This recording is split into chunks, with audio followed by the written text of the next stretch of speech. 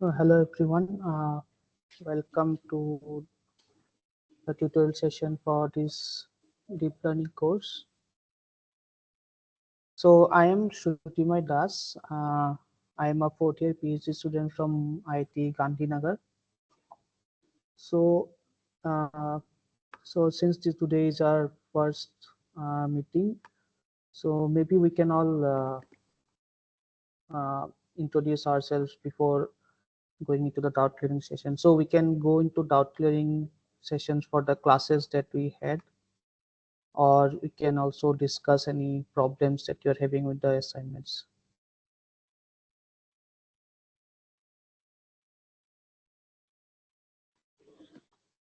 So you can raise your hand, or you can just unmute yourself and you can discuss.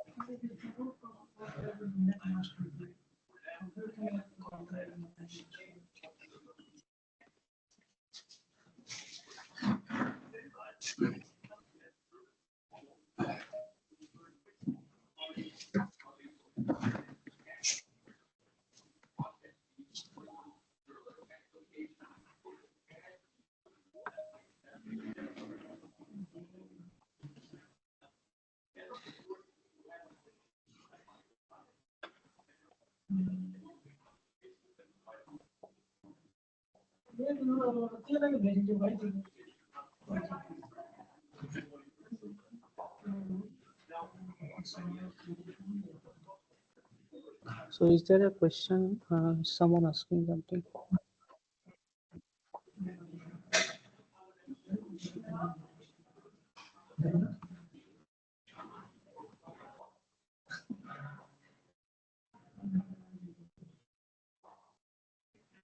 So first of all, has anyone tried coding? Does anyone have any experience in deep learning? So have you tried maybe PyTorch or TensorFlow? So if you want, we can have an introduction to TensorFlow or PyTorch pipelines the next time we meet. So because most of you will be using these technologies in a work environment maybe. So it will be good to have an introduction. Right?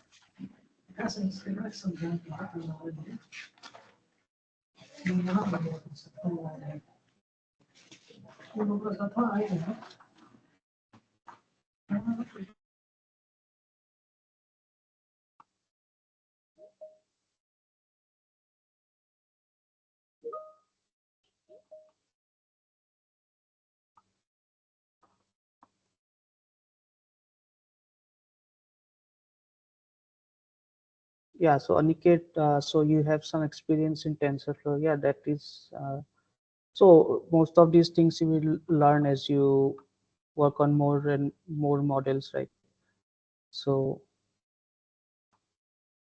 first step is always trying to train a model, but as you work more on it, you will learn about the different data sets or different data types. Now you can manipulate the data types, right? So right now, I think the course has not it has not yet introduced the concepts of backpropagation or training. So, but I think in a few lectures you will understand backpropagation, and even then, TensorFlow or PyTorch they already have some inbuilt differentiation library. You don't have to do it by hand, so you can, yeah, it will be much easier there.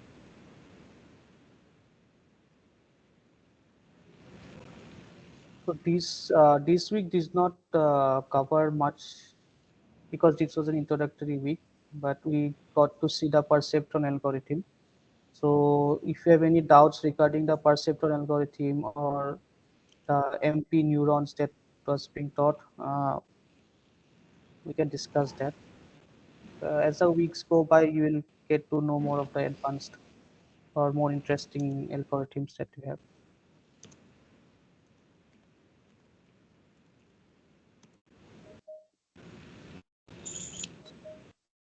Hello. Yeah, hello. Mhm. Sir, just a kind request if possible, sir. Can you brief out some main points of this week's session? So at least it will be helpful because we are means I am personally working as a professor and we are very busy in this week Okay. because of admission and all those procedures. That's why. Yes. Okay. So give me a minute. I will share my screen and then.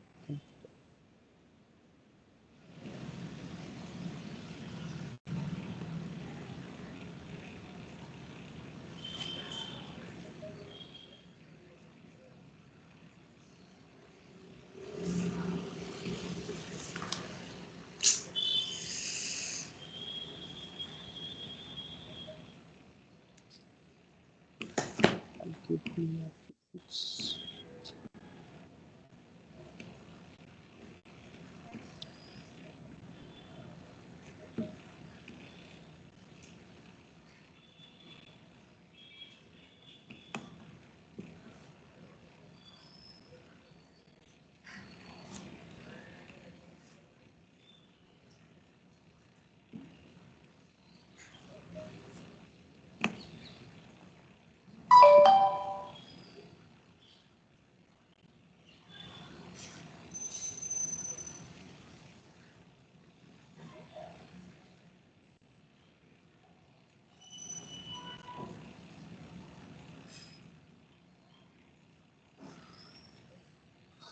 Okay. So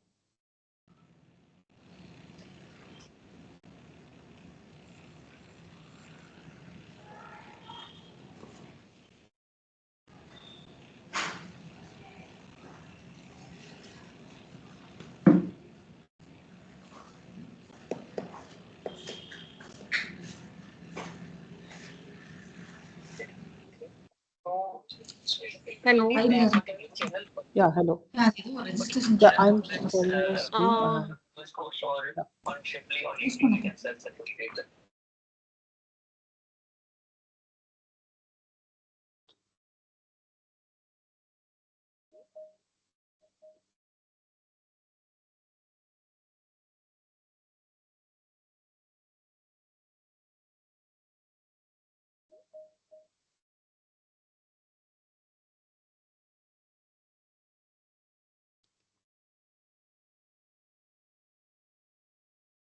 So is my screen visible? Can someone confirm? Yes, sir. Yeah, sure.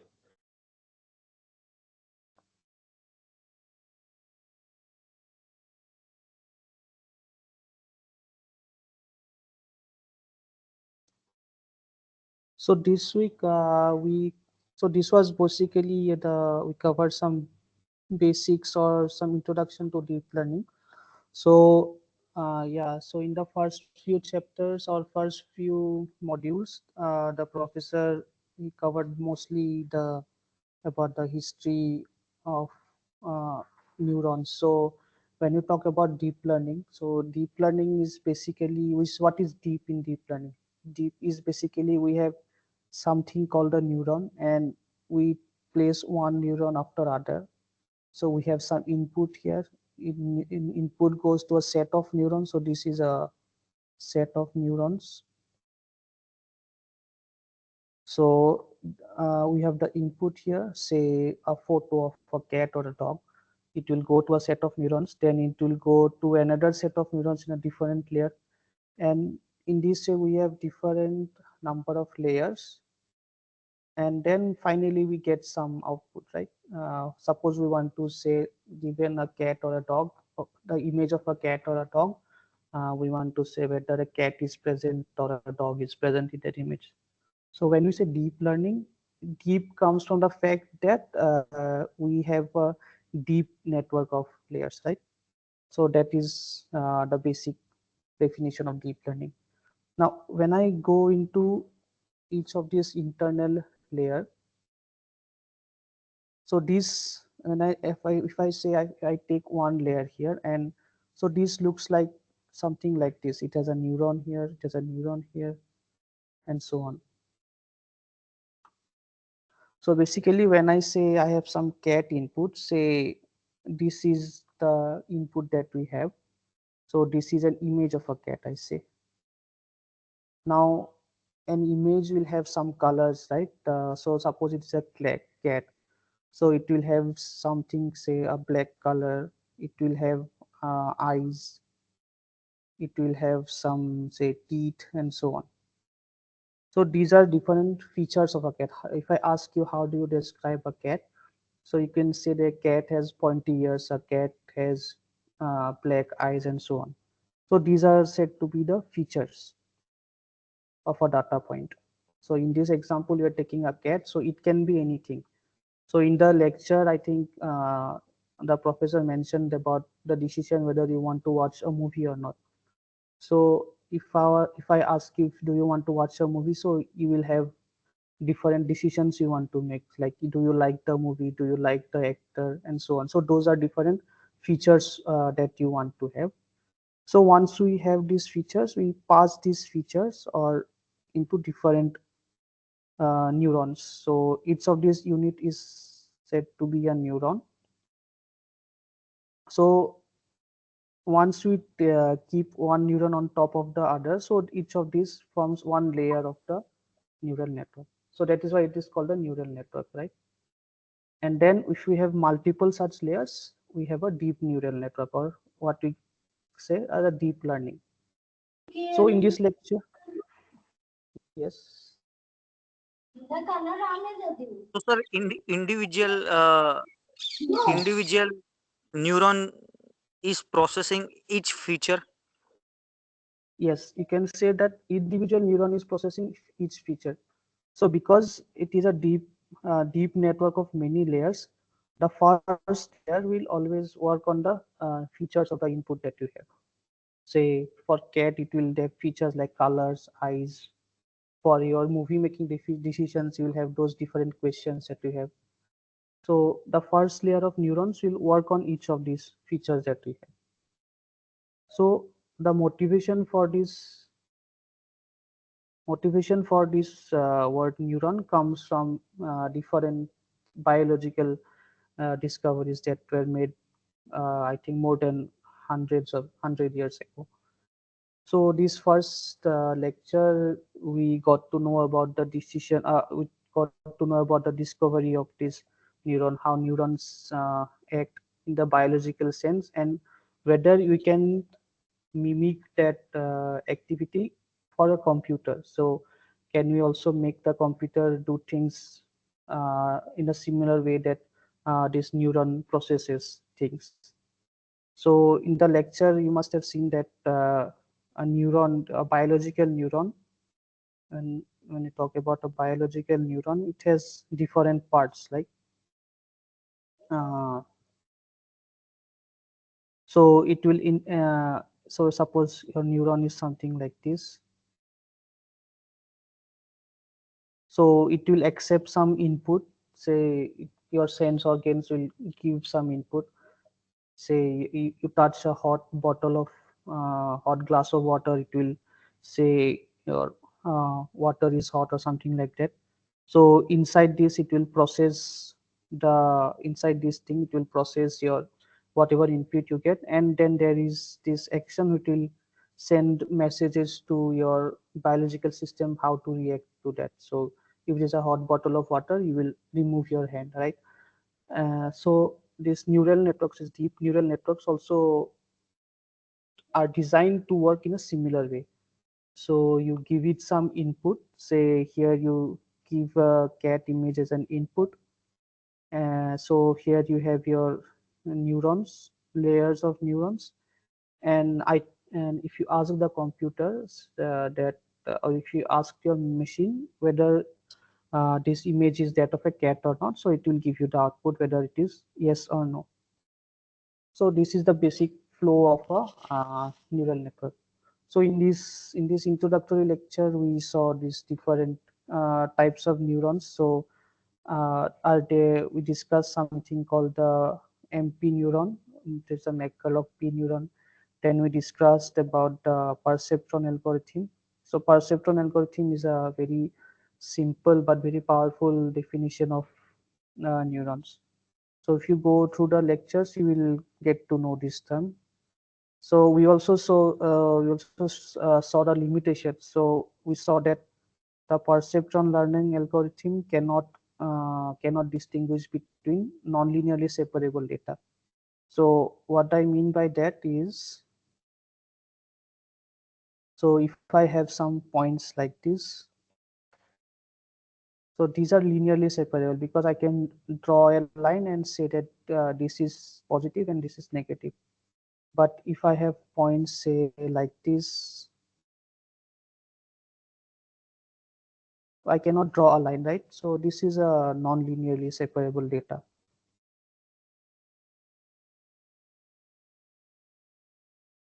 So the perceptron learning algorithm that was discussed in the class, it showed that it can always differentiate, or it can always separate non-linear. It can learn a non-linear, linearly separable decision boundaries, but it cannot separate this type of data. So these are the few of the topics that were covered in the class.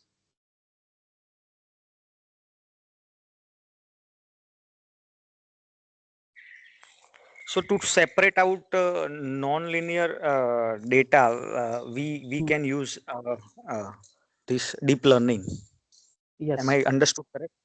Yeah. So because the perceptron is just a single neuron, you have some inputs and you have some decision here and then some output. So this can learn your linear decision boundaries.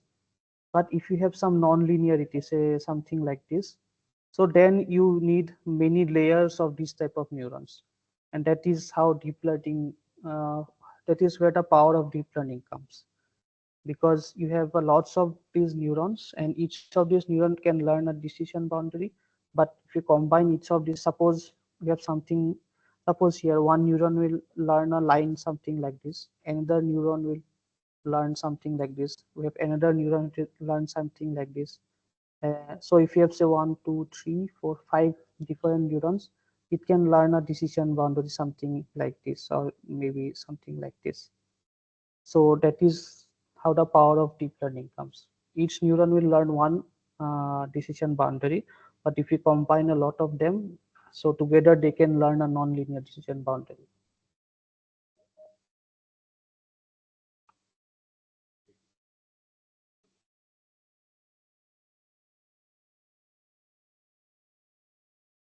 So Sanjay is asking, how can I further proceed? Okay, so in this course for each week, we have around 9 or 10 lectures. After you cover those lectures, you will have this set of questions. So these are, I think these questions, if you understand the lecture, you can try out these questions. I think there are around 20 questions in the first week. And then after that, uh, they have also released the scribe of this. So there, if you go to the lectures, there is a, at the end, there is something called books or text transcripts. So you can refer to these transcripts of the lecture and can attempt these questions.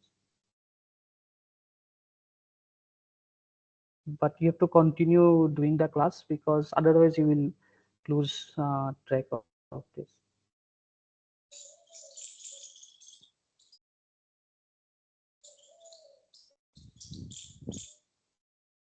So just for a sake of experiment point of view, Hmm. suppose I want to perform any experiment over the means on deep learning algorithms, then Hmm. is there any online library like Google Colab, such Hmm. tools or any else another tools which are available for on open source for deep learning, sir? So yeah, Google Colab is a good Google Colab is a good place. Uh, you can find a lot of notebooks for that. Other than that, you can go to PyTorch tutorials. So if you are using the PyTorch framework, so they have a set of tutorials there, uh, from very basic designing of a network to complicated tasks like object detection or text translation. So you can get us a lot of examples in these PyTorch tutorials, Google Colab, or even TensorFlow tutorials. So you will find these tutorials in their websites. So once we get into the later part of the courses, where we learn to define what is a CNN, what is a RNN, we will go through this in this online meetings. We can go through these tutorials in these online meetings.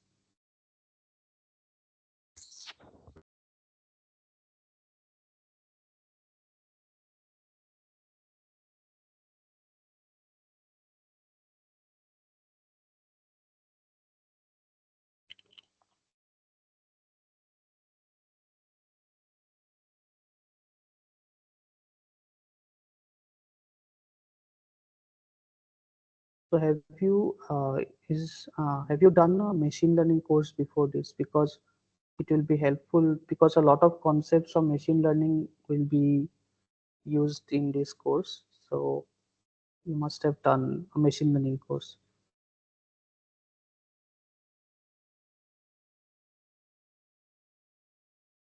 Yeah, so the agenda of this session is just doubts or like, is there anything else on? So yeah, if you have any doubts regarding the course, we can discuss those, or about the questions once the deadline is over. You can also discuss those questions. But right now the deadline is still going on, so I cannot discuss solutions to this question now. Okay.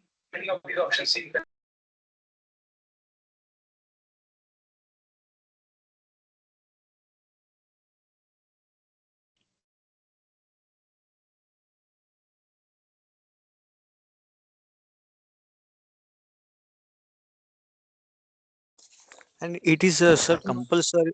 Means this is a alternate session which was on the Saturday, or do we have to attend both the tutorial problem solving session? So actually there are 4 sessions that have been given. So the original lectures are already available online, but you can attend any one of these 4 sessions if you want to clarify your doubts.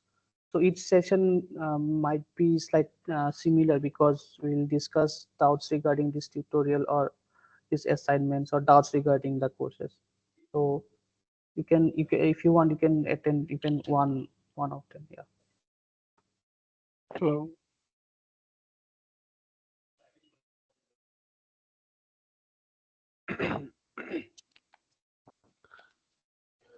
Hello. Yeah. Hello. Sir, we are working on the non-linear unmixing in the image, sir, Hmm. by using deep learning. Yes. In some papers, some people are saying non-linear will be unmixed by using fully connected layers, two fully connected layers. Hmm. How it will be going to unmix, sir? Can you repeat the question? We are working on image unmixing, sir. Unmixing. Okay. Hmm. Unmixing some objects are mixed in that image. We are working with that. In some papers, some people are saying non-linear unmixing should be do by using fully connected layers. Okay. How these fully connected layers will be going to work, sir? So actually, I'm not from a computer vision background, so I'm not aware of the work that you're referring to. Yes, sir. So Yes, sir. But mhm. small doubt, sir. But these fully connected layers, how it is related to non-linearity, sir? Okay. So if you so I discussed this right now. Okay. So if you went through our lectures, we saw that given a perceptron, you can always make a decision, linear decision boundary, right, between say positive points and negative points. So if you Mm. combine a lot of these perceptrons, so each perceptron will learn a linear decision boundary. Suppose this will learn something like this will learn something like this, and this will learn something like this, say. Now suppose you have some points like this here.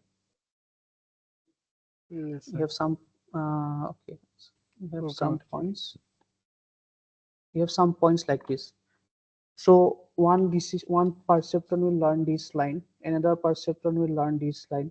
So if you combine all of these perceptrons, if you combine their outputs, so it will, as a whole, it will learn a non-linear decision boundary, It right? will depends So on boundaries, sir.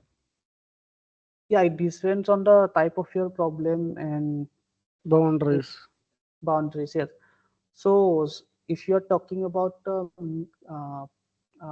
image unmixing, uh, so can you define the problem of unmixing? So is it like you have an image and you want to have two Yes, sir. separate In the image? in the image, for example, trees and the soil and buildings are there. Hmm. All these are mixed in that image.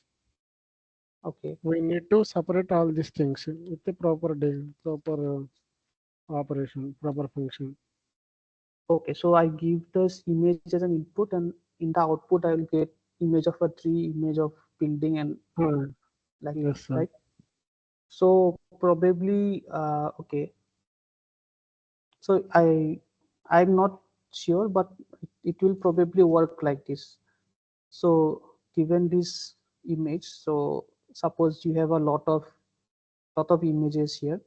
So Sure. once we pass it through a multi-layer neural network, so there will be a lot of these neurons, a lot of these perceptrons. So then it will decide whether a tree is present or not. So if a tree is present, it will output your image of a tree. Based on this image, it will decide whether there is a building or not, and then it will separate out the image of the building.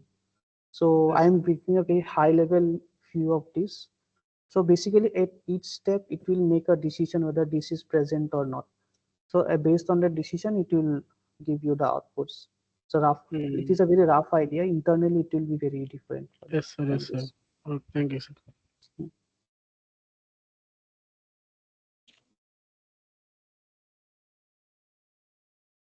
So deep learning is reserved for image only, or for text also we can use deep learning models.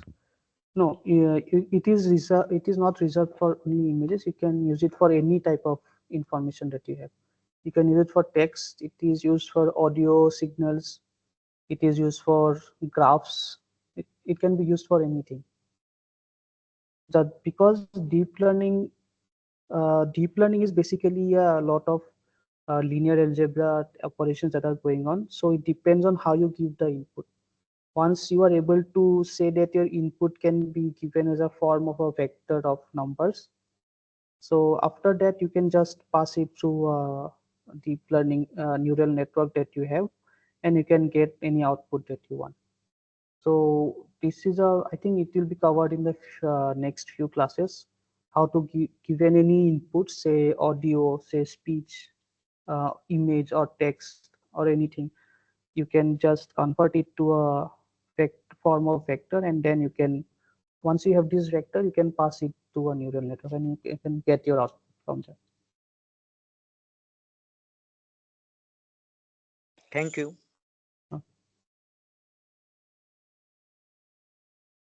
So if you look at this new thing like Chat GPT, right? So those are mostly used for those are only neural networks internally.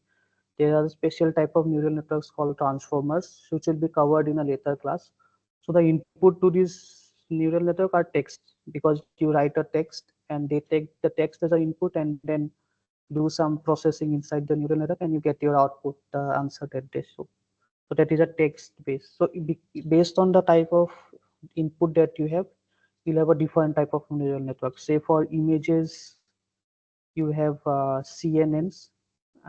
For text, you have RNNs, or nowadays you have transformers, and so on. So these are the two main type of neural networks that will be covered in that course, and most of the products that you see today are built on top of the CNNs and RNNs.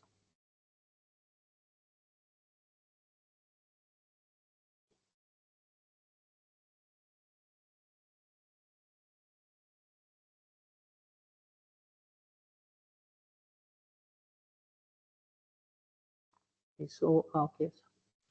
So yeah, the question is which ML concepts are used in deep learning. So deep learning is actually a subset of machine learning. You have machine learning, and then a part of that is deep learning.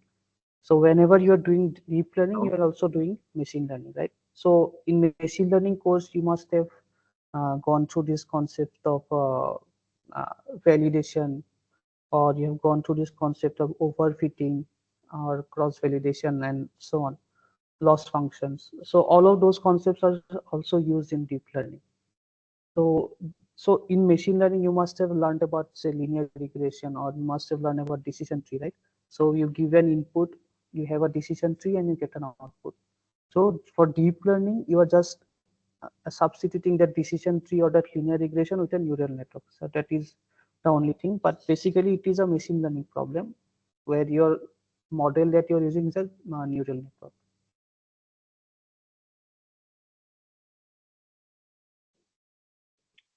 Hello, sir.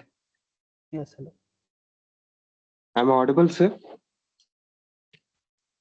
Hello. Hello.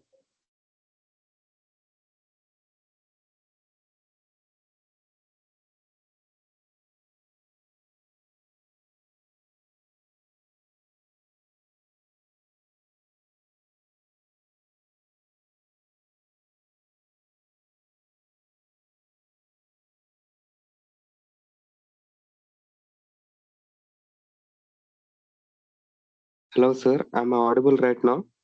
Yes, you're audible. Am I audible? Yes, sir. No, it's Okay, the okay. thing is, ठीक है sir. I had a doubt regarding this course, sir. हाँ Actually, I'm studying BTech third year. I okay didn't have any such knowledge regarding this deep learning. So, okay can you give us some idea regarding it? So, because I have joined today only this course, mm-hmm. in other thing is that in other languages like C, Python, there will be a code work as well as a practical work. In deep learning, uh, there will be a theoretical part or a practical part also. So because this NPTEL is an online course, uh, the assignments that will be given will mostly be multiple choice questions, right? Because we cannot give you. So this course does not have coding part here, but you can go through tutorials that are available online. So I mentioned a few places. So because you must know Python, right? You know Python, Yes, right?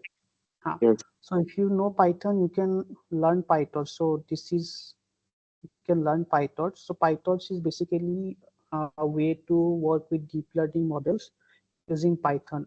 So in the later classes, I will also show some tutorials for using PyTorch. So if you go to their websites, you will find some basic tutorials on how to design a neural network or how to do some task on PyTorch. So you can learn the coding component or practical component from these PyTorch, or you can go to GitHub and you can find a lot of Colab notebooks here. Also, so have you done a machine learning course? I haven't, sir. Okay, okay. So do you have what do you know about machine learning, or this is your first time?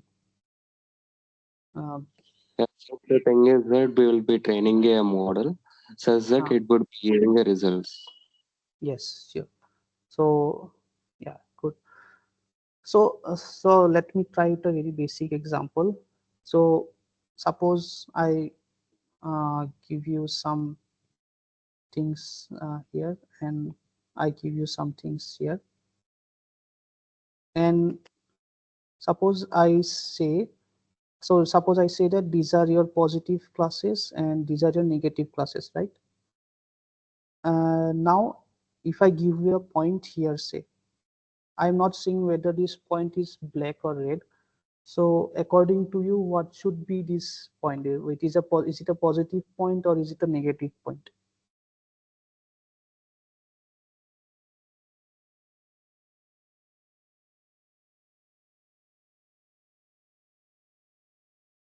Hello?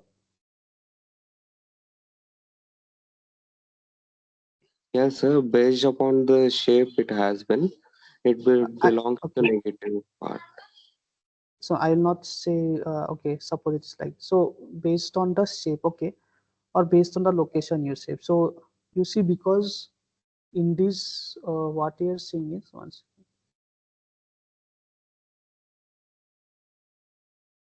yeah, here what you're seeing is I have some invisible line here. So I have some line here. So I can see that if I have some object which is above this line, yes, if you have some objects which are above this line, those are positive classes. If you have some object which are below this line, those are negative classes, right? So machine learning is something like this. You have a set of data, and if I give a new data, say, and once you have the new data, I want you to say whether that data belongs to a positive class or a negative class. So based on the data that you have seen, you saw that these data belongs or lies below the line. So these data points are negative. These points lie above the line. So these data points are positive.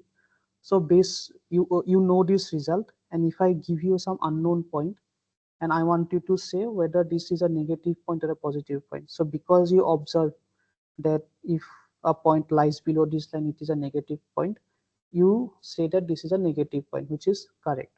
So this is what machine learning does. You see some data and you have some idea about the type of data that you're seeing. So that now if I give you some data which you have never seen, you can say that, oh, where did this data come from? Is this a positive data or is it negative data?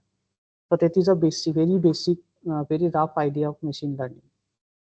Is that clear? Yes, sir. It's been clear. Ah. So yeah, so if you, so there is an NPTEL course also, you can go through it. So when you talk about machine learning, based on these small decisions, you can do a lot of work. Like suppose we talk about self-driving cars, right? So you want your car to go left or right. So how do they make those decisions? So suppose you are driving a car, or your bot is driving a car, and it's suppose it sees that there is a symbol like this. So now if the car sees an image, and it can classify, it can decide that this is a go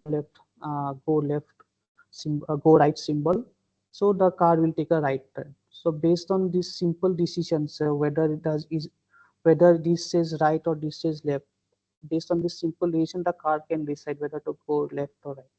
So this is a very high level application of machine learning, you can say.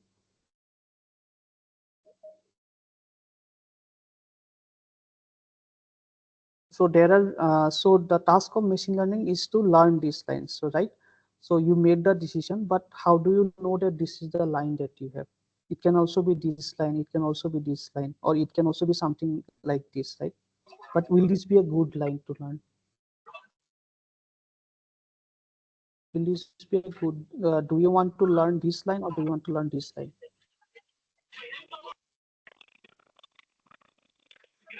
You would want to learn this line, right? Because if you learn this line, you are making some mistake. You are saying that these are positive and these are negative, but these are not positive, which is wrong, right? So you want to learn the line such that all of these are almost correctly classified. So for that, your machine learning tries to learn some function or some algorithm, so that these distinctions can be made with very high degree of accuracy. So that is the basic idea of machine learning. Is the process clear?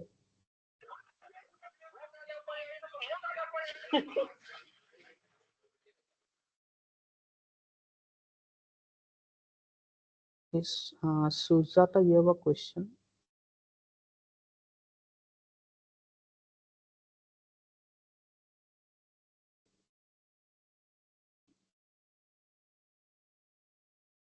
Sanjay, Sujata.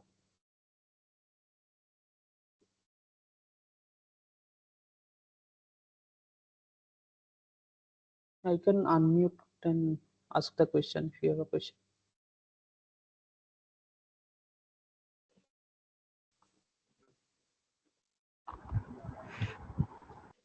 Hello, good evening, everyone. Hello, good. Yeah, see, morning I have seen one of the video that was Hmm. telecasted by the NPL itself. Like, I'm starting this course. It's like new thing only, so that's why I don't have any prior knowledge about this. Relevant to the Okay. perceptron, Hmm. we have one equation like this. Output is going to be one when the weighted sum should greater than or equal to threshold. Yes. And after that they have taken the equation as weighted sum minus that the theta is equal to 0, something like that. Okay. Yeah, may I know how can like we can change the equation like that, one case to the another case? Okay, let me write the equation. Hold on. Yeah.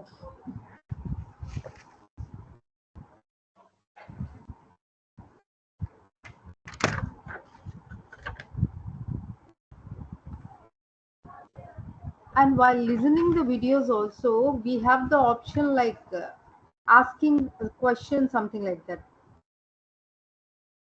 So I think now that will, because the videos have been recorded a long, I think 1 or 2 years back. Uh-huh. So I'm not sure you can ask the question, but you can ask the question in the Google, in the groups here. All right, right. So then, I thought that was the, the fresh recorded video for. oh no, I think it was a 1 or 2 years. It has been recorded a few years back. Okay, so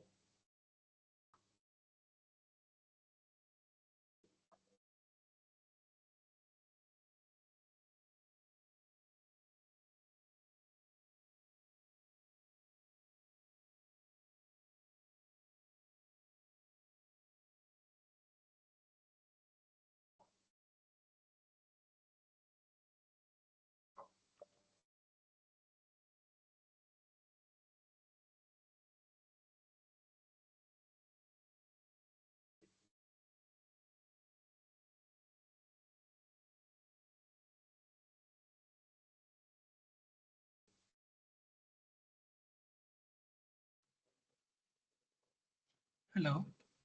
yes, hello. Yeah, I have a couple of things to ask. I actually joined a little late, but Huh. in case you have covered, apologies for that. Number one is I wanted to understand that in the videos, Sir has said that like when each perceptron takes inputs, okay, and it also takes the bias as a Yes. input, right? Hmm. But I am a little confused about bias and threshold thing, because when he says bias, he says about negative of the, sorry, or maybe I'm saying the vice versa. He talks about threshold, he talks about negative of bias. So if you Hmm. could explain that concept, why does that happen? Uh, Yeah. it will be very So helpful. yeah, I think I can answer both of these questions at the same time. So when you're talking about a perceptron, like, so we have some threshold. So if I say that if summation, suppose you have some W, some I n items or n objects. So this, if this term is greater than some threshold, then you can say that it is a 1, or else if it is less than term threshold, it is a 0. So you want to make your decision based on a threshold, right? uh, so when I say, so suppose I write this term out, right? So I have I equal to 1 to n wi times xi minus theta. Suppose I write out this term. So what will it is?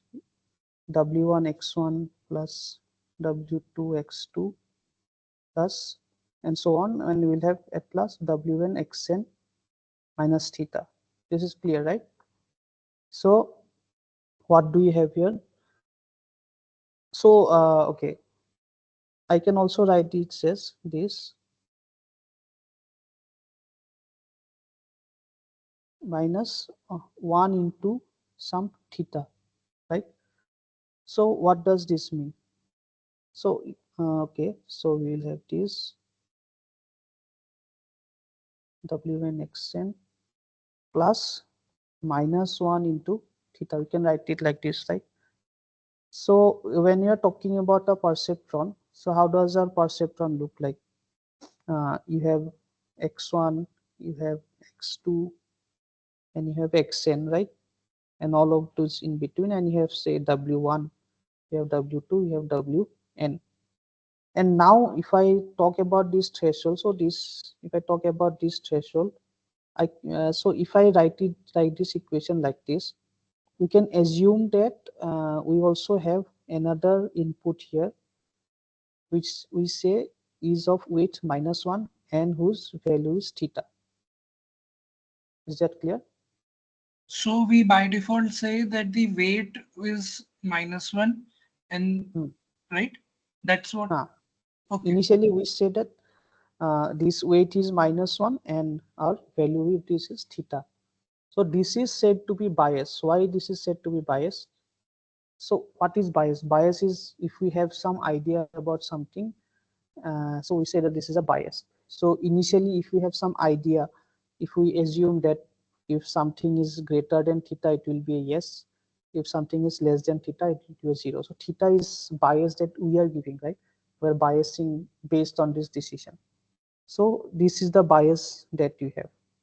So if we go to the this one, perceptual learning algorithm, it will learn the weights, right? It will learn W1, W2, W and so on. So then this bias will also help in making this decision here, because we want to threshold whether some. So in the lectures, the professor gave an example if you want to see a movie or not, based on the number of, say, a director, number of type of actor and so on. So the bias helps in making the decision. Is that clear? Yes, I get that. I actually was actually was a little confused about why this bias and weight, sorry, bias and threshold are like minus sign comes. So when we see the diagrams in the, over the internet or in books, the value that is generally written in the circle, I mean the perceptron, that denotes bias or that denotes threshold in practice. In which circle you mean? In the perceptron circle, like I'll show you, I'll post one I mean I'll post some, I mean, just a You second. can share it in the chat. Yeah, I will. Mhm.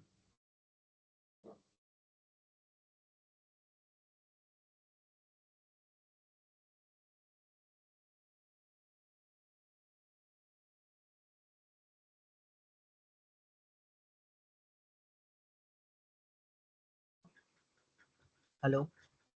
Hello.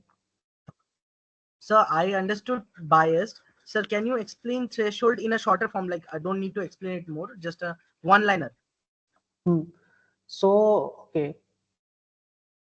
So suppose okay. Suppose you go to a doctor and you want to know. Doctor wants to know whether you have fever or not, or whether I have fever or not. So if I say that my temperature is more than 95, I have fever, and if my temperature is less than 95, I don't have fever. So then 98 becomes the bias, right? The decision becomes this one. Depends on what is the threshold that you have. So if you increase the threshold, say if I say 99 is the threshold, then I say if I have more temperature more than 19, I have fever. If my temperature is less than 99, I don't have fever. So that is the threshold that is the decision that you're making based on the threshold. So Right? basically, bias is to reduce the computational time by putting a value, and threshold is the level that will check that if it's yes or no. Yeah, so threshold will check if it is a yes or no. So bias does not reduce the computational time. It just makes it easier to look at it from a linear algebra point of view. It makes our computation bit simpler. Instead of maintaining an extra term, we can just put this in vectors and matrices and do the computation. But yeah, Okay, for sir. the Thank you, sir. threshold, it just helps us take a yes or no answer. Thank you, So, sir. Thank you. mhm. So Taruchit, the ones you saw here, so are you talking about the 033 things that is written here? Yes, like we see in the first hidden layer, there is 2, 11, 1, 8. Then there is Mhm. in the second layer, it is 3 and 3. So,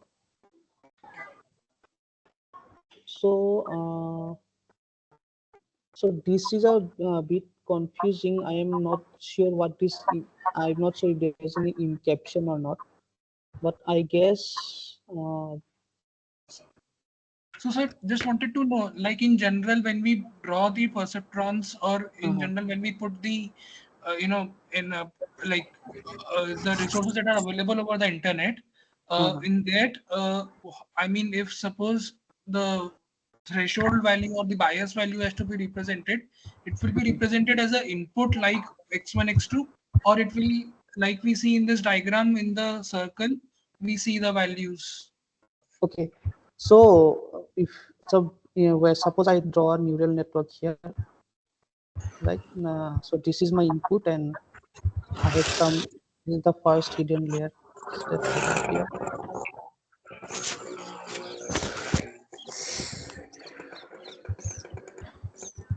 So I will have weights for each of these, and I will also include a bias here. So when you look at diagrams, you will sometimes see that there is an extra term that comes here, or sometimes they write it, they show it from here, bias which is added to each of these terms. So it depends on. So if I write it in the form of a mathematical equation, so it is something like this. You have W, you have X, and you add a B term. So this diagrammatically, you can show this B term here, or you can show a B term here. So it will vary from book to book. They will generally define the notation that they are using. Okay, okay, okay. Okay, so the difference between threshold and bias. So threshold is basically, I gave an example right now, right? So do you have a fever? So if I say 99 is the threshold and the doctor sees my temperature and says, if my temperature is more than 95, then yes, it is a fever. And if it is less than 99, then no, I don't have a fever. So that is the threshold that I have.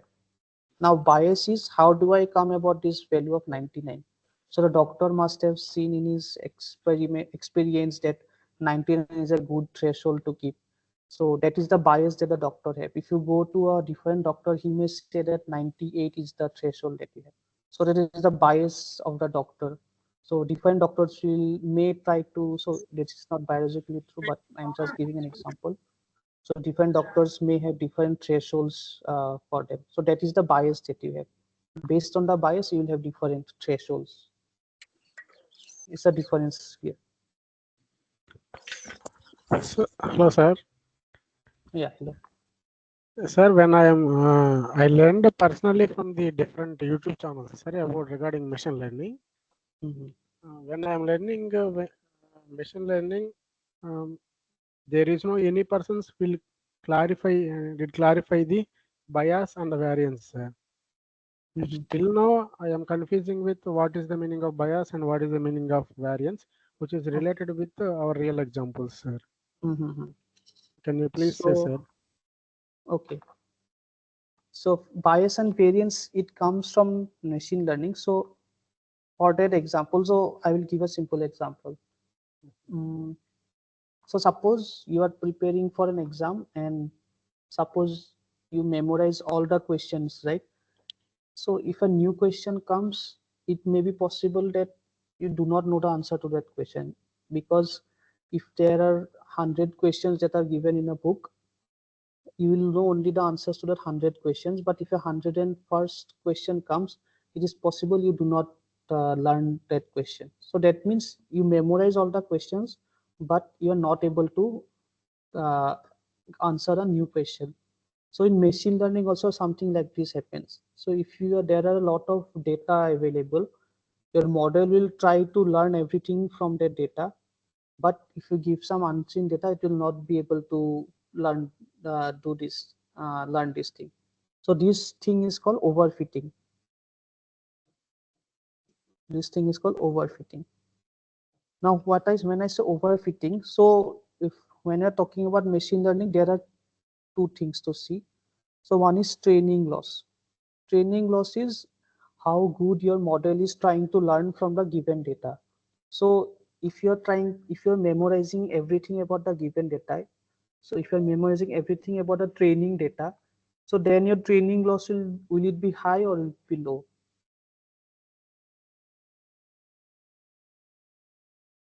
Low. It will be low, right? Because you are memorizing everything. But suppose a new question comes and you're not able to answer that question. So then we look at testing data or validation data. So testing and validation are two separate terms, but for this example, let us assume it means that what will happen to a new unseen data, something you have not seen before. So if you're memorizing everything, so testing data, will it be high or is it possible that it could be low? So most probably, if it is a very bad model, if it is a model which is overfitting, then testing loss will be high, right? Because you don't know about a new example. So when we have a training loss which is very low, we say that the bias is small. So there are two terms, bias and variance. So bias is small when our training loss is very low because you are learning exactly the model. And because our testing or validation loss is high, so then we say that the variance is high. So I will give you another example. So suppose you have some points like this, and you have some points like this. And suppose you learn a decision boundary which is like this. So now you are able to learn this decision boundary very exactly as the black points. So let us forget about this. So suppose you are able to learn a decision boundary on the black points. Now suppose I give you an unseen point. Suppose I give you a X here. Now you cannot change the decision boundary to go here, right? So now because on the training data, your model is very good, your bias will be low. In this case, bias is low. But because it is overfitting to each of these individual points, the variance is high. Given a new point, it will not be able to learn quickly. So the variance is high. That is the difference or definition of bias and variance. So it is defined in machine learning literature, but it will also be useful for this deep learning courses. And another doubt, sir, biased and unbiased. What is the difference between, sir, between two? So yeah, so biased and unbiased, when you talk about estimators, that is a slightly different term. Yes, So sir. suppose if you are say tossing a coin, right? Yes, If sir. I tossing a coin and the coin will have something, will have heads or tails. So if it is a fair coin, so that means you will have a 50% probability of heads and 50% probability of tails. So then that coin is unbiased. So it is a fair coin. So but now if I say that we have say 90% probability of heads and 10% probability of tails. So most of the time you toss the coin, you will get a head. So that is a biased coin. So that is one another definition of biased and unbiased in this case. Yes, sir. Sir, which is better, sir? Biased concept estimation is better, unbiased estimation is better for the prediction, sir. Okay, so for predictions, unbiased estimations is better. So estimators is a different thing from here. Generally, if you're talking about machine learning models, you actually want both of your bias and variance to be low because you want to learn a good model. Also, you also want your model to not overfit. But bias and variance are like inversely proportional to each other. So you design your model such that your bias is also low and variance is also low. So that depends on how you train your model or so on.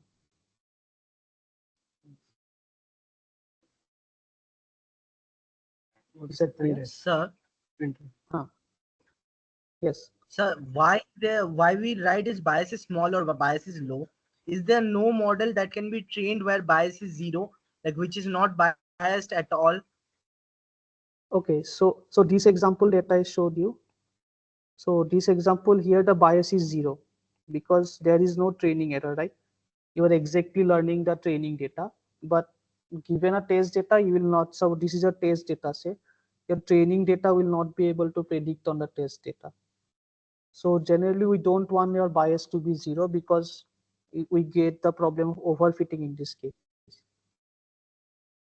And if you have overfitting, your testing or validation loss will be high, your variance will be high. So because what is the goal? You will train your model, but finally, if you have a customer or if you have to show something, you will be showing them only the testing loss, right? They will not see your training loss. And during testing, you don't want the testing loss to be high. You want the testing loss to be small. You want variance to be small. So that is why we don't go for models where bias is close to zero, very small. Thank you, sir. Okay, so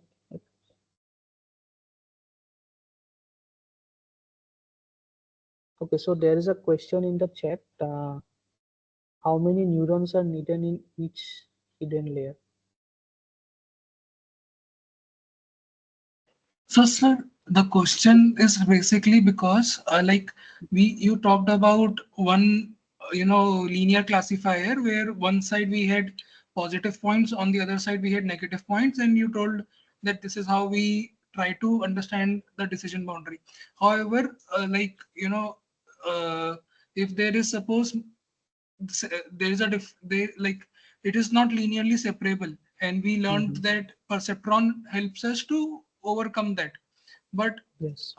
and in neural network we build a network of perceptrons, like sir told for XOR gate. So Yes. that was one case which I understood well, that okay, this is how. But in cases where XOR is not there, or I mean in other cases, how do we understand how many hidden layers are needed and how many neurons are needed? Not just for this example specifically, but in general, how do we identify those things? So in general, there is no such theoretical guarantee that you'll just need this number of layers or this number of neurons.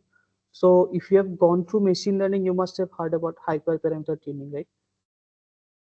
So this number of layers, number of neurons is a type of hyperparameter tuning. So you run your algorithm and then you give a list of, say, I want to test over layers of size 100, layers of size 200, and so on. And then you go over layers of a number of neurons in each layer.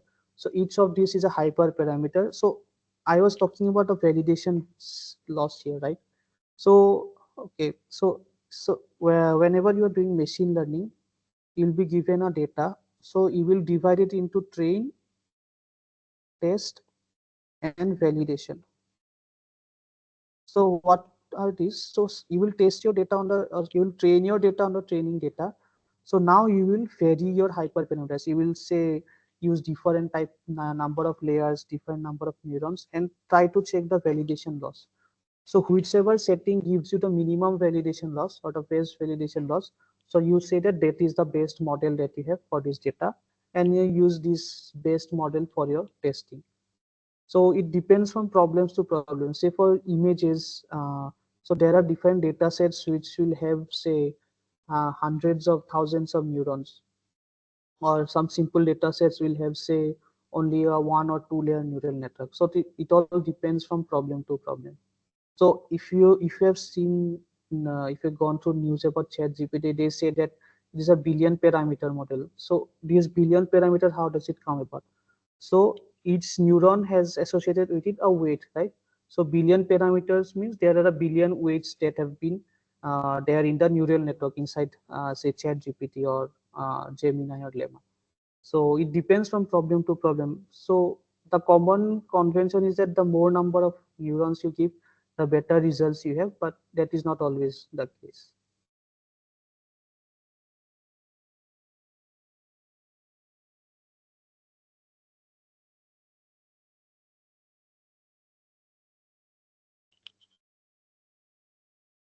Okay, so there is a question. So I think, I don't know if there are any model question papers available, uh, but I think if you are able to solve these assignment questions, then you can, the final question paper will be, you'll be able to solve that final question paper.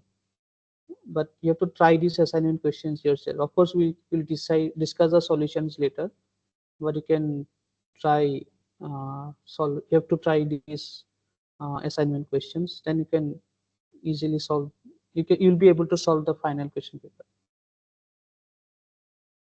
Sir, while training our training data set, we Hmm. always use mostly feed forward propagation. Yes. Sir, while Yes. using the valid data set, are we using the feed forward or backwards propagation?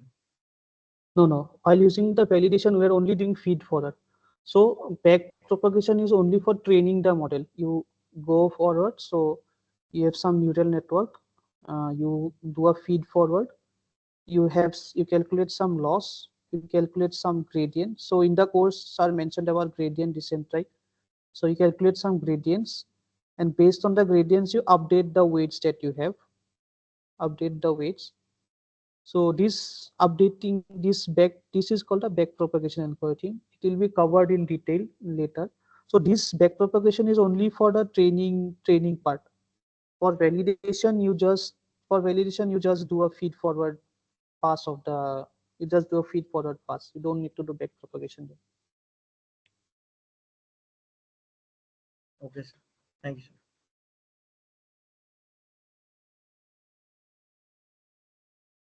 Okay, so there is a question. Okay. The first layer works on each feature. Does it mean that the remaining layers worked on selective features only? Okay. So in the class, sir mentioned an example. So suppose you are given an image, and suppose we have a image of, say, yeah, let us say we have an image of a cat. It is something like this, right? So how do you know that this is a cat? So a cat will have ears, it will have two eyes, it will have a mouth, and it will have a round face, right? So you are giving this cat as an input. You are giving this cat as an input to a neural network. Say, and now say let us look at the first layer. The first layer will exactly look at the image that you give. So it will try to learn, say, lines. It will try to learn, say, round shapes, and it will try to learn, say, these type of shapes. Even not even these type of, say, lines and round shapes. So it will say that this part has a line here, this part has a line here, and this part have some round curved shape and so on. So when we go to the second layer, it will try to learn more complicated shape. So it will combine two lines and say it has this shape, it has this shape, it has this shape. So if we go to the third layer, it will combine these two features. So it will say that it has 2 ears, it has this, and now it knows that you have something like this. So now it can say that this is a cat. So this is a very rough example, but this is how the layers of neural network works on a image data set. First of all, first of all, it will try to learn some simple features, and then based on the simple features, it will try to learn more complicated features in the later layers. So finally, it will give the decision for that. So does that clarify your question?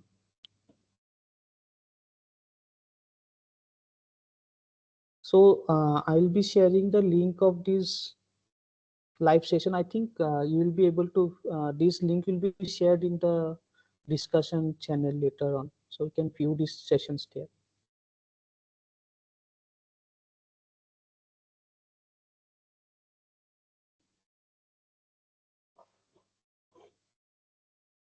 Okay, thank you, Tarushik. Yeah, nice to meet you.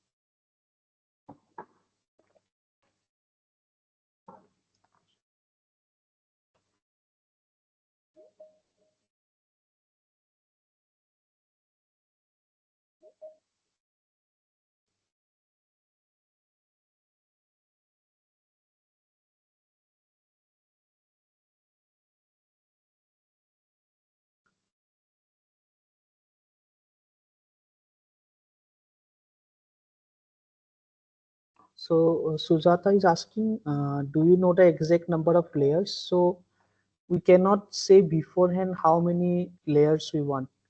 Given a training data, you have to try out different number of layers, different settings of number of layers or the size of each layer, and that test or validate this on a validation data set. And based on the setting that gives you the best validation score, you say that this is the best model, this is the best neural network that we have for this data set. So beforehand, we cannot say the exact number of layers that can give us a good answer.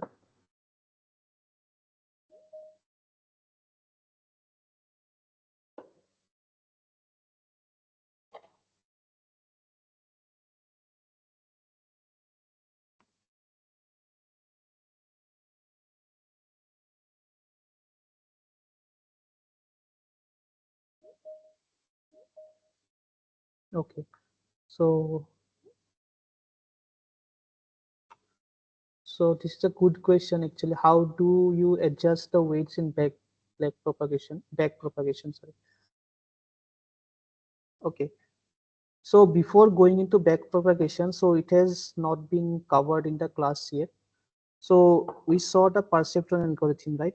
So in the perceptron algorithm, we say that if something like W transpose P is less than 0, then what we do, W equal to W plus P. We do something like this, right?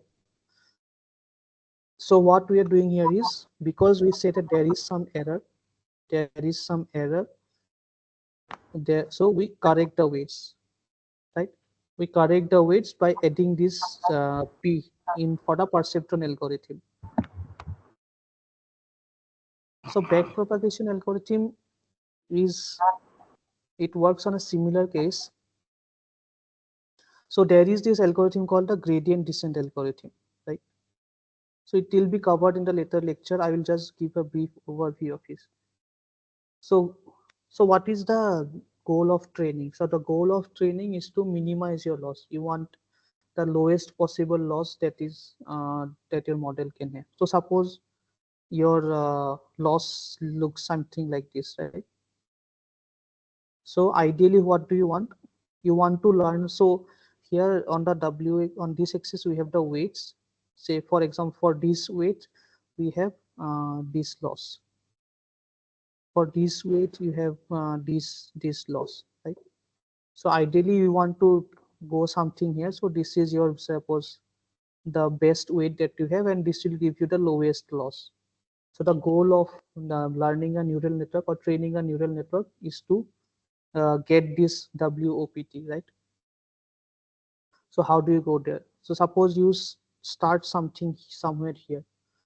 So now so suppose I have W1 here.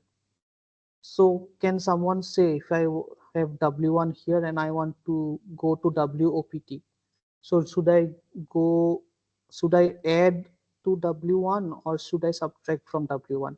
Which one is it? We have to go because we can decrease the loss, sir. That's why we can take OPT. Yeah, so no, so suppose I am at W1. So from W1, do I add something or do I subtract something? I want to go to Add. WOPT. You have to add, sir. I have to add Add, something, sir. right? So, right. So suppose I add something, say Q. I am not saying what is Q. So I will add some Q. So suppose when I add some Q, I go somewhere around here, say, right? So see, this is W2. Again, I am here. So now again, I'll have to add something. Again, I'll add something, and then I will go to this WOPT, right? I have to add a number of things. Yeah. Yeah, I have to add a number of things till I go to this position WOPT. Yes, So, sir. so this algorithm is called gradient descent. So what I add here, so suppose I am at this point W, right? So here our loss is high, right? And now I am at W2. Here our loss is a little bit less. So suppose I add something, say Q1 here, and I add something, say Q2 here. So which one is greater? Is Q1 greater or Q2 greater? If I want to go to OPT, which one is greater? Should Q1 be more or Q2 be more? So I want to go to here OPT. Sir, Q1 should be more Yeah, because Q1 it's should be the more, most right? far. Yes, right. So why is Q1 more? Because at W1 we have a loss of this quantity, say L1, and L1 is more. So if our L1 is more, we need to add more quantity. If our loss is small, we want to add less quantity, right? So what this backpropagation algorithm does, so we have this backpropagation algorithm. So based on the loss that we have, it will compute something, it will compute some quantities and add those quantities to the weights of the neurons that we have, and that is how you update the weights. So how do you do that? So we have this is a neural network that we have. You have some neurons here, you have some neurons here, you have something here, and you have something here. So this is suppose your neural network. So this is your X, this is your layer 1, this is your layer 2, and this is your output layer, right? So at output layer, suppose I'm not showing the connections because it will be messy. So suppose I have some loss, say L1. So based on this loss, I want to know how much I should update the weights. So weights are basically, you saw in the perceptron, right?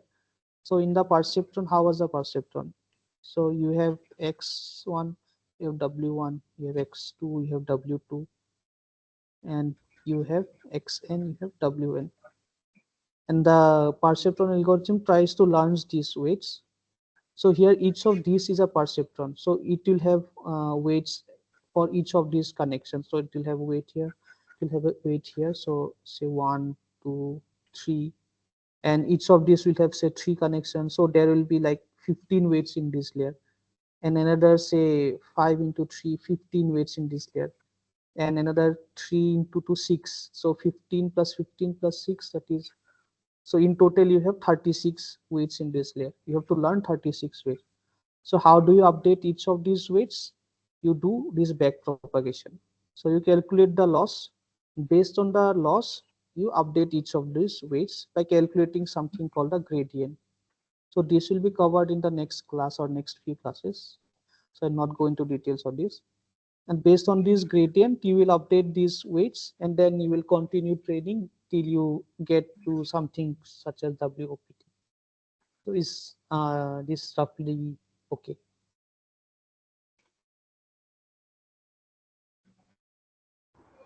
Okay, thank you.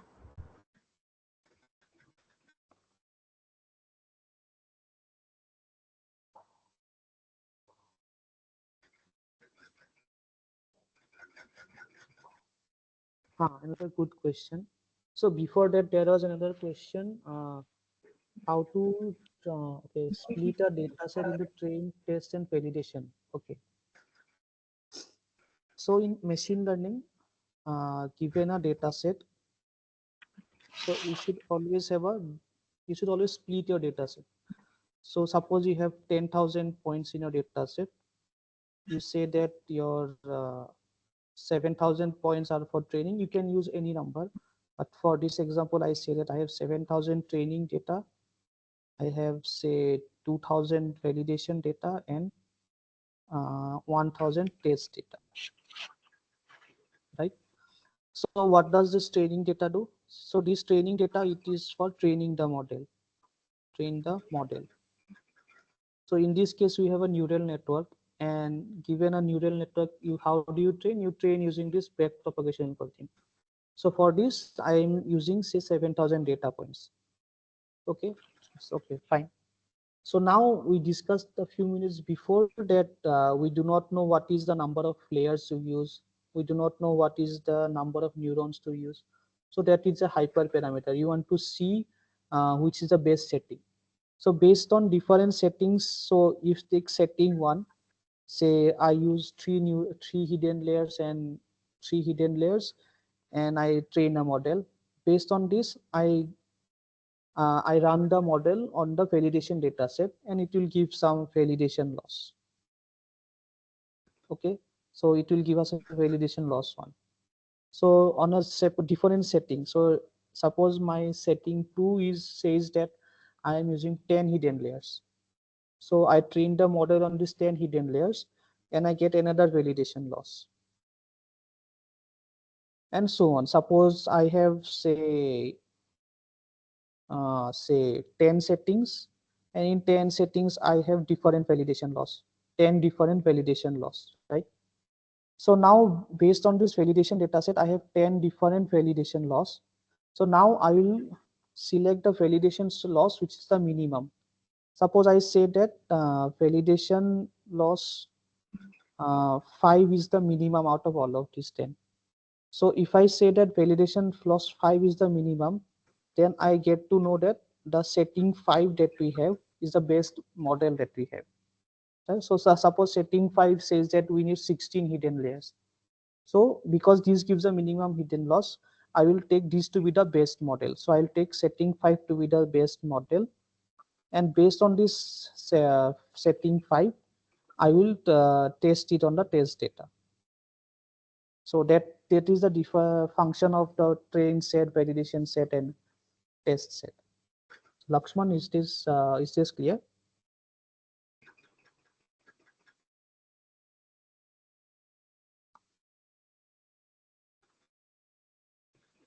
Okay.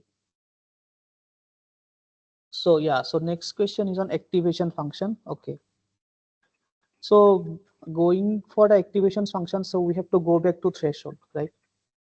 So let us again go back to our perceptron example. So we have say, Excuse me. hello. Excuse me, sir. So, Yeah, sir, here you have mentioned that setting 1, 2, 3 up to 10. So those are the hyperparameter tuning, which you can say. yeah. These are the different different settings of hyperparameters that we have. Okay, So and here, go on. Hyperparameter मतलब neural network के अंदर जैसे काम होता है कैसे काम होता है वो होता है बहुत डेप्थ वाला हाँ बहुत डेप्थ वाला पूरा एकदम ये एआई नहीं है एआई अलग चीज है मशीन लर्निंग अलग है मतलब एआई है ना ट्रेन करने के बाद जो तैयार होता है वो एआई है उसके ऊपर से जो काम होता है वो सब एआई का काम ये मशीन लर्निंग है कैसे ट्रेन करवाते हैं कुछ इससे मैं ट्रेन करवा सकता हूँ ट्रेन कैसे करवाना वो मैं ये वो AI इंटर्नशिप वाला एआई हाँ, AI एक ग्रुप में बड़ा दिया पार्ट है, तो machine learning is a small part of AI. AI में बहुत कुछ आ जाता है, मशीन लर्निंग में पार्ट है AI. पता नहीं ब्रो, तो मैं कर लिया, स्टाइपेंड है 8 से 15 हज़ार का।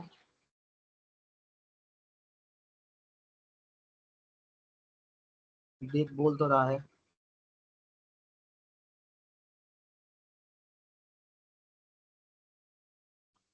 Okay, so okay, now going to the question of activation function. So okay, so let us look at the perceptron again. So what does our perceptron do? We have x1, x2, say x3. We have w1, w2, w3, right? And suppose here we have some g, here we have some f, and here we have some result. Okay. Now suppose I want to make a decision that whether I want to buy a house or not, right? So for this, I will look at three parameters. So suppose I want to look at the area of the house. I look at the cost of the house, and suppose I look at the distance of the house from some nearest markets, right? So area is suppose say I don't know 20,000 square kilometer or square meter feet square feet. Cost is I don't know what is the cost of house. Say 10 lakhs or something, and distance is say 3 kilometers, right? So these are my features that you have, right? And now I say that I learned some function g, and I say that if my function is greater than say 0.6, I will buy some house. If it is less, I will not buy some house, not buy, right? So here you have values say 20,000, 10 lakhs, 3 kilometers, and here you want a value of 0.6. How can you do that? So that is where the activation function comes in, right? So what is the uh, input of a perceptron? So you have the summation of wi and xi, right? So it will give us some very big number. Suppose it will give us say I don't know 4,976 or something. I'm just guessing. Now what we do is I have some activation function say z. Now what I do is I compute z of 4976 and I check what is its value. So because I want a small number like 0.6, suppose I say that our z can give an output between 0 and 1, right? So this z will give us say something say 0.8. So because z is 0.8, so it is more than the threshold of 0.6. So that means we decide to buy a house, we'll buy a house, right? So this is one of the uses of activation function, because you can have very large value, but for decision you can have decision only in the certain range. So that is why you use this activation function. Is that clear? Can you please repeat once again, sir? I somewhere missed out. Okay. So suppose your problem is you want to buy a house, and Yeah, you are using three features for this. Suppose you are looking at the area of the house, you are yeah, looking at the cost of the house, and you are looking at the distance of the house from the market, say. yeah, So your area is 20,000 square feet, your cost is 10 lakhs, and your distance from market is 3 kilometers. And suppose your neural network is, you give a threshold, say if your neural network outputs some value which is greater than 0.6, you will buy the house. If it does not give an output greater than 0.6, you will not buy the house. Now if you look at the values here, it is 20,000, 10 like these are very large values, right? So when you compute this function summation of wi times xi, you will get something like this, because these are all big values. You'll also get a very big value like this. hmm, Now how do you convert this big value to this range? So then you use something called this activation function. So suppose Z is your activation function, and an output of Z lies between 0 and 1, Okay. right? So Yeah. now you give this summation thing inside your Z, and suppose Z says that the value of this is 0.8. Suppose there are different functions of Z which will be covered. So now you have that this is 0.8 which is greater than 0.6. So now you decide to buy the house. So that is the role of activation function. You want to squeeze your numbers to some small values or some values where you can make a decision, because based on this 4976 you cannot, you have no idea what that is, because you already decided that if my number is say greater than or less than 0.6. So that is one example of So, an activation so function. just like the normalization, Yeah, it is a sort of kind of, normalization. yeah, kind of. Thank Uh, you, sir. How do we define the activation function? So it depends on the type of problem that we have. So the example that I'm showing here, this is something called a sigmoid activation function. Sigmoid function.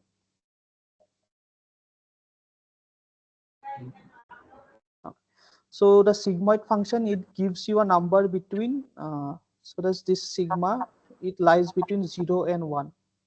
So it, if you have some decision, yes or no type of decisions, and you say if it is greater than 0.5 it is yes, if it is less than 0.5 this is no, so then you will use this sigmoid function. But suppose you have more than two type of decision, say given an image, I want to decide whether it is a cat, whether it is a bird, or whether it is a say monkey.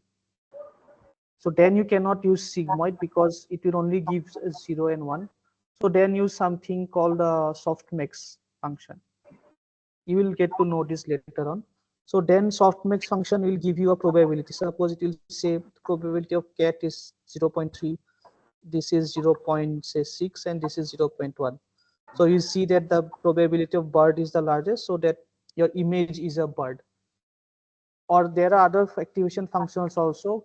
So it depends on the data set that you have or the task you're trying to accomplish.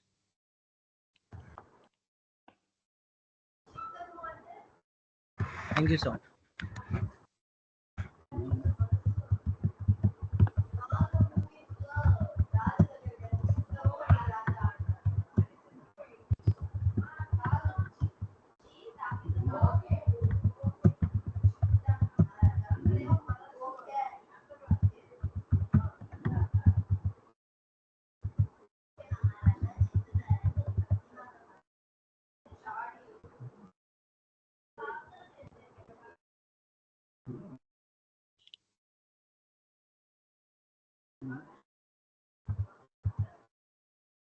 Sir, will we be learning about all these activation functions in later weeks, or like live sessions will be held, or we have to learn it from videos No, or the no, lectures provided?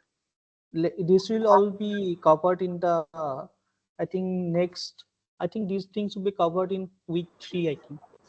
So lectures will be there, and we can also discuss this in the live session. So you can whatever doubts you have in the lectures, you can just note it down, and we can have a discussion in the live session also.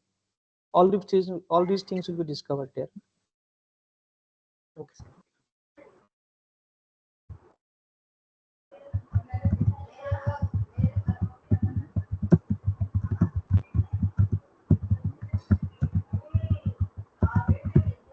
Sir, good evening, sir. We've been having some live sessions 3, 4 times, I think, so far. Can we So access the recorded version of these sessions, sir? so we'll share these recorded sessions with NPTEL. So I think they will share these links. They should be sharing these links in the discussions. So we will share these recorded session links, and I think you will be able to access them from the this group. I think. Thank you so much, sir.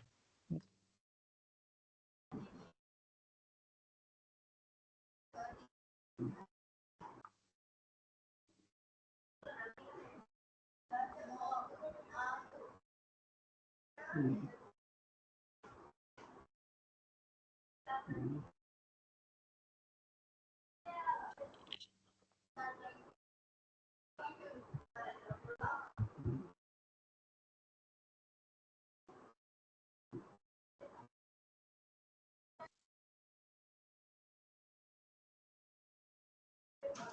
I'll also be sharing this recorded session on a YouTube channel. So I'll share the link of this channel next week. I have not uh, uploaded it yet, so you can get it from the YouTube channel as well.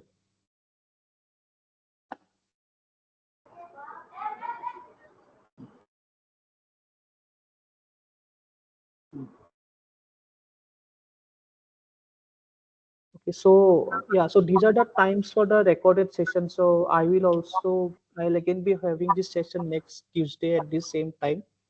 So we can have these discussions then. So tower function, let me check. I am not sure about a tower function.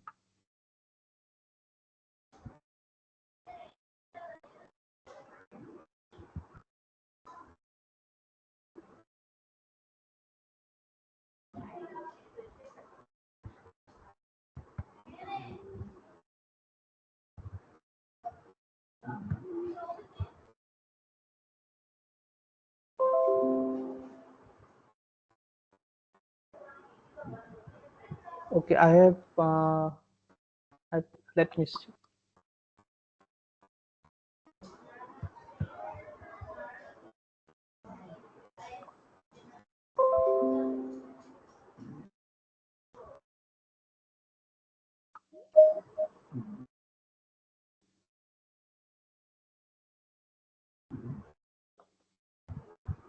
Okay, so so tower function is basically mm,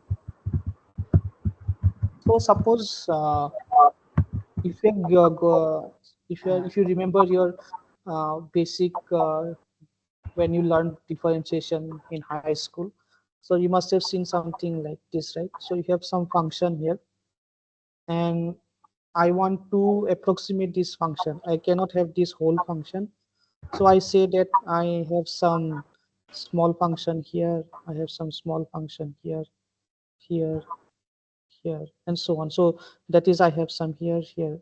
So I don't approximate the function at all points. I only approximate uh, certain parts of this function, and these parts are very close by. So if I put all of these parts close together, it will get back the original function. So each of these is a tower function. You can say it is a tower, or it is a rectangle of some breadth and this height. So this is a tower function of this. So this is just a term that is used for this thing.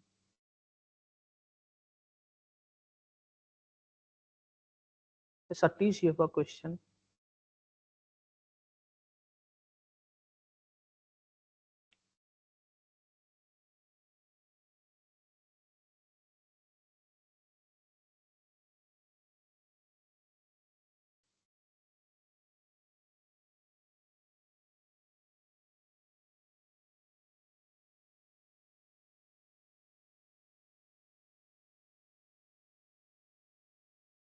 Oh, the assignment marks will be given at the end, I think.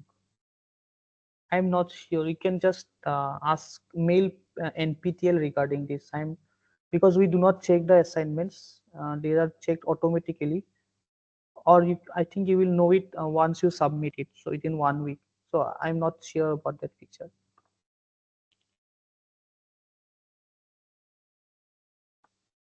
How many neurons are required to? Hmm.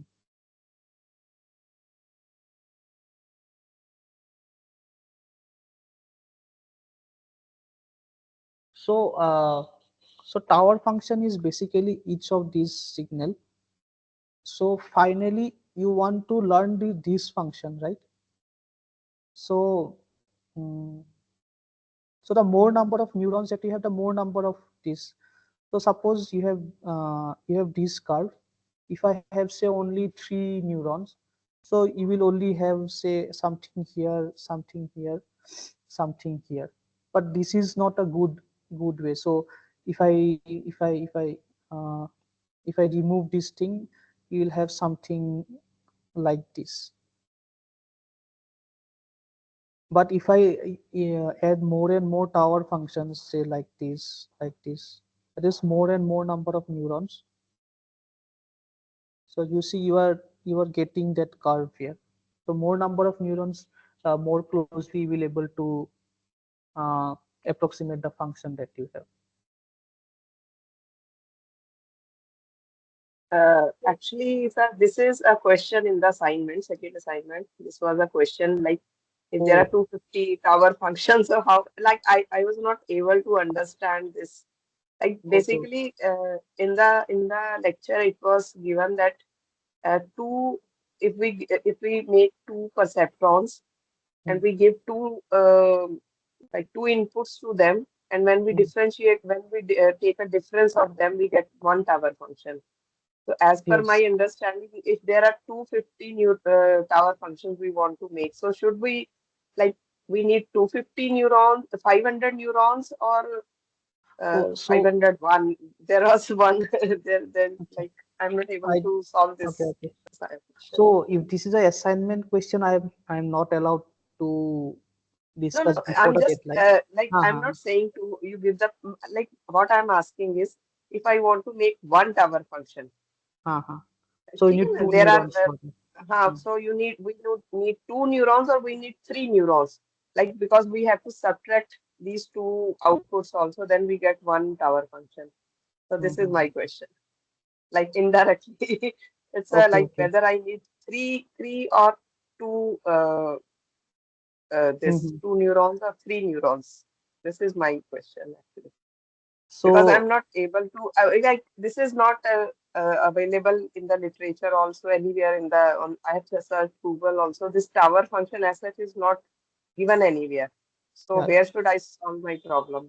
Like, it is given, not explained in the lecture also properly. This is my So doubt. I have actually not gone through this part, so I cannot answer correctly. I have to go through this Okay, part, okay.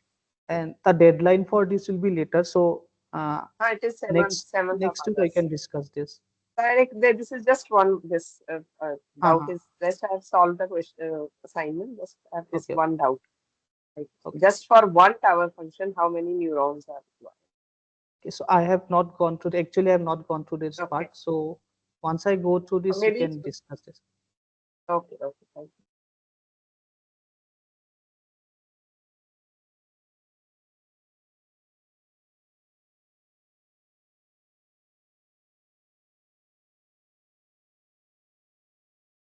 So Radhika, you asked one what features to be considered to get molecules. Can you uh,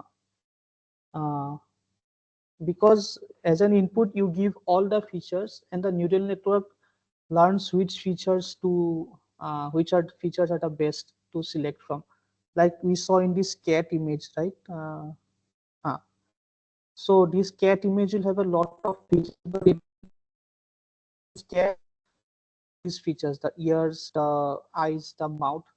So those are the features that the neural network will learn that these are the best features that we have. So you give your input and the neural network will itself, during back propagation, during training, it will learn how which are the best features that they have.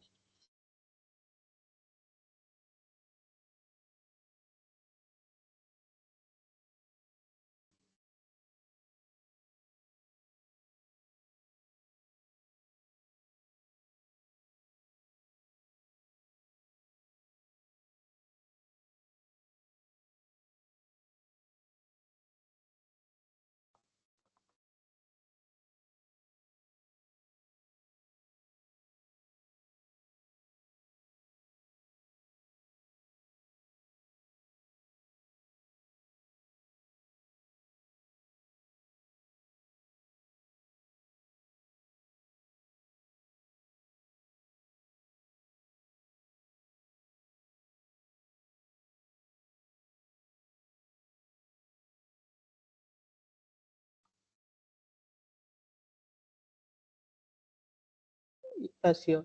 We'll get to this.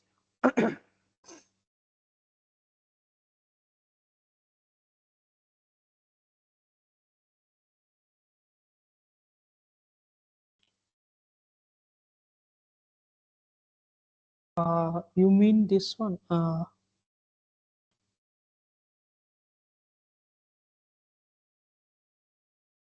Do you mean this part where I was saying about this one? So setting is basically beforehand you do not know what is your base neural network. You do not know what are the number of layers that you want to use. You do not know what type of, even I mentioned activation functions how. You also do not know what is the best activation function to use. So those things, so based on a type number of layers now type of activation function, you will have a different setting of a neural network. So based on these different settings, for each setting you run your data on the validation data set and you get some validation loss, and then you go over this validation loss, and whichever validation loss is the lowest, you say that that is the best setting that you have for the given data. So now you use this model for testing on unseen data. Is it clear?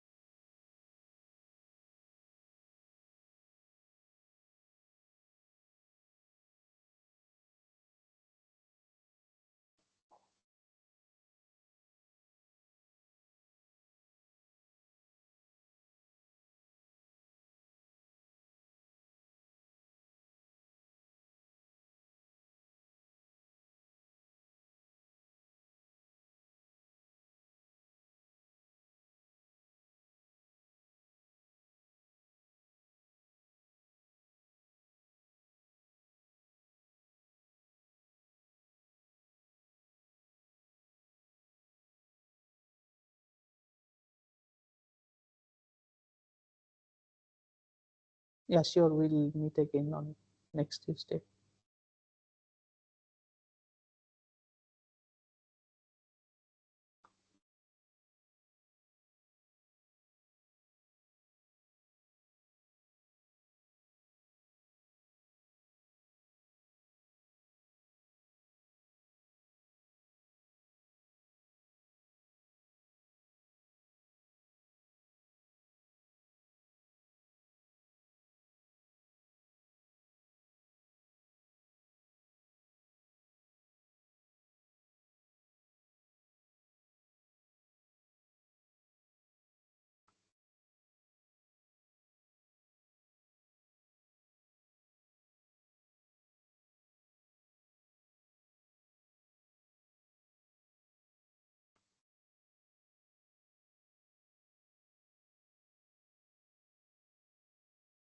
Okay, so validation and testing. So okay, so validation data set is basically some data. So you have some model and you want to improve your model, right? You train your model on the data and you check how good is your model. So how do you check it? You check it on a validation data set. So these validation data sets say give you some validation loss, and based on this validation loss, you know that whether this is a good model or not. So if this is not a good model, you take a different model and then you again check the validation loss. So validation loss is a way to, or it helps us to select the best model that we have. And testing is the unseen data that you have. You do not, you never see the test data. You do not get any feedback from a test data. You get a feedback from validation data, but you do not get a feedback from the test data. So if you're if any of you works in IT industry, you must know about production server and test server that you have, right? So if you run your applications on your internal server, so that is your validation data. But once it goes into production, that is your test data. You do not get anything back. So that is the sort of an analogy between validation testing and production server test server.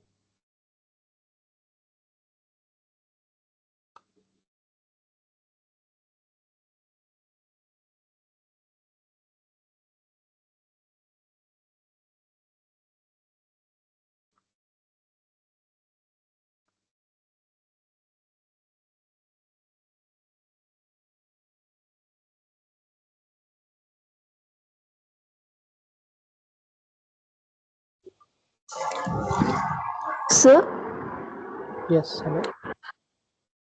when the data is, let us say, when the data is 100%, when we want to do splitting 80 to 20%, 80 is the training data, 20 can we call it as validation data?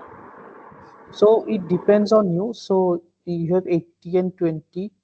You can say out of the 20, you can say 10 is validation and 10 is for testing. So validation is before submitting something, you always check, right, whether it is correct or not. So validation is something like that. So you want to check how your model is, and the rest is the test data. So it's up to you how much you want to. So some people can use say 70 and 25 and 5. It depends upon you. Okay, okay, sir. Thank you, sir.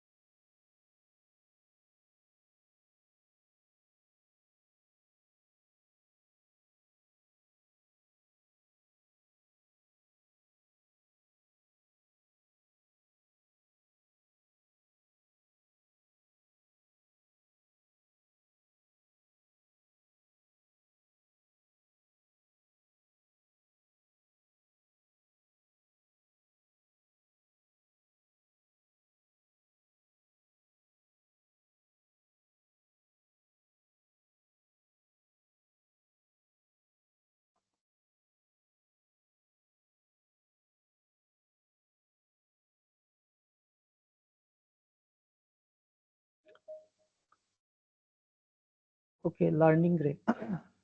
So learning rate and batch size will be covered when we are talking about gradient descent.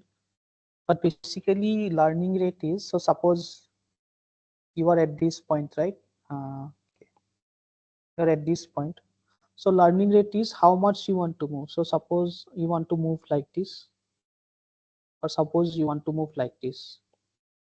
So this learning rate controls this. If you have a very large learning rate, so that means first you will move here and then you will move here.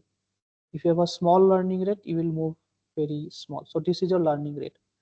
And batch size depends on the size of the data set, right? Because Some data sets are very large. So you have say 100 million size data set, but your CPU does not, or your RAM does not allow storing such data set.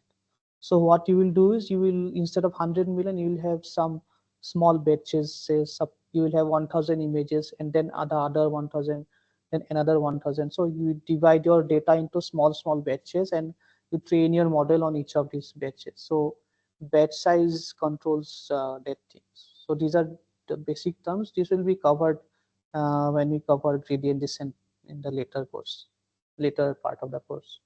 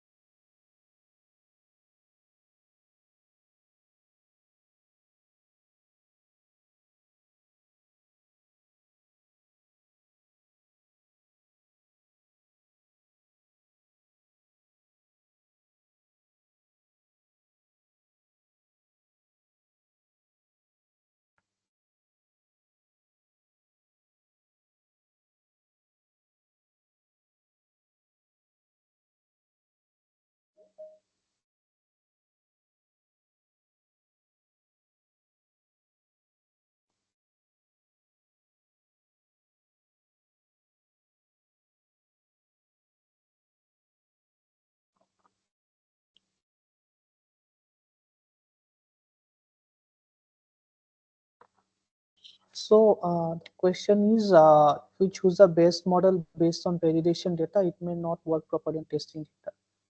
So generally, there are some assumptions made on the type of data. Say, if you're working on cats and dogs images, your validation data will also be cats and dogs images. Your test data will also be cats and dogs images. So if it works well on validation data, it should also work well on testing data. So they're based on these assumptions. So, but if your validation data is on, say, cars, and your test data is on, say, monkeys, then of course it will not work properly. But if we assume that all of our data are from the same type of data, same type, so then if your model works well on validation data, it will also work well on the test data. Yes, Sangeeta.